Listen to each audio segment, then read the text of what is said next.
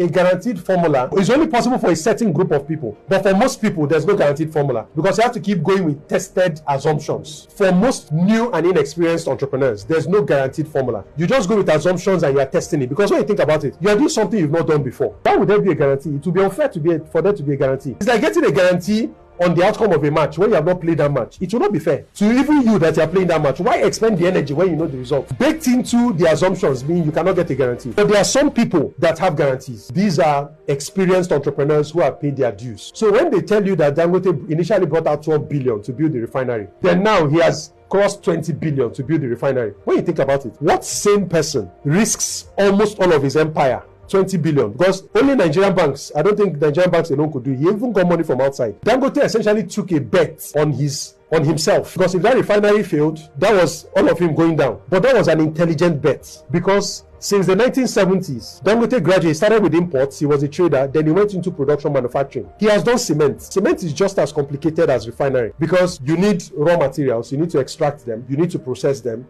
You need to have access to the market to sell them. Dangote himself may not have built a refinery, but he's working with a team of people who know what they are doing. These are people that can even assess the level of risk and tell you where the biggest problems will come from. So you can see that even when he was facing challenges, when NNPC came for him, he was ready. He had his lab. He said, see the results of the thing in the lab. Where's your own lab? So he was ready at every step of the way. But what we don't even know is that it's likely he preempted this thing, because there's a new trend that is on ground now, which I'm sure he foresaw, which is that whole thing of his petrol is better than the NNPC one. Many people don't know that he has a hand in MRS. He had stakes in MRS even before the refinery. So he already thought about the end before the beginning, knowing that how you win this game is that these importers will come for you. You need to have your own ground in distribution. If not, they'll hold you to ransom. So even if all of you say you're not going to buy my petrol, I have my own filling stations. They might not be as many as yours, but just wait. I will not win you based. Before now, the petrol business was played on price. Oh, this filling station is selling for 970.